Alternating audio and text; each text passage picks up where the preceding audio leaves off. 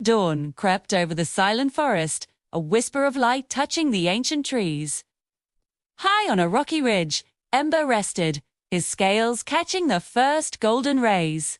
He watched the morning mist weave through the pines below, a familiar, peaceful dance. The air was cool and still, yet a prickle of unease disturbed the calm. A scent, faint but sharp, drifted up from the valley floor. Smoke met. This wasn't the comforting smell of a campfire or a hearth. This smoke smelled wild, untamed, and utterly careless.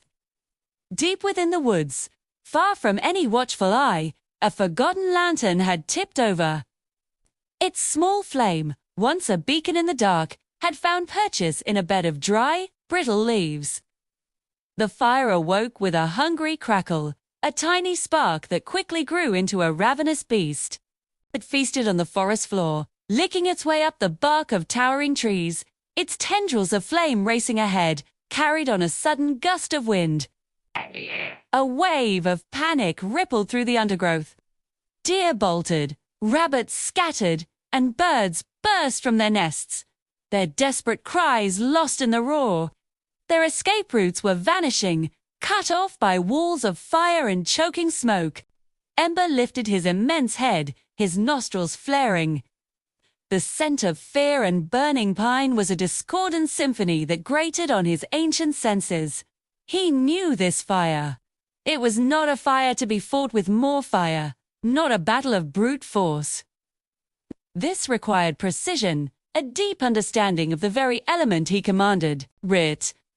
With a powerful push from his hind legs, he launched himself from the ridge, his leathery wings catching the air. He was a shadow against the brightening sky, soaring down towards the chaos. He circled above the inferno, his keen eyes mapping the fire's path, predicting its next move. He could see the heart of the forest, the oldest trees, the sacred groves, lying directly in its destructive path. You couldn't just extinguish it. He had to guide it, to outsmart it. Taking a deep, controlled breath, he descended lower, the heat washing over his armored hide. He released a focused stream of his own fire, not at the blaze itself, but ahead of it. He seared the earth, creating a firebreak, a barren strip of scorched ground that the wildfire could not cross.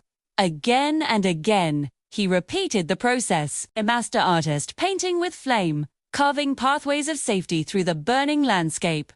He directed the raging fire away from the vulnerable core of the forest, channeling it toward a rocky, barren creek bed where it would starve.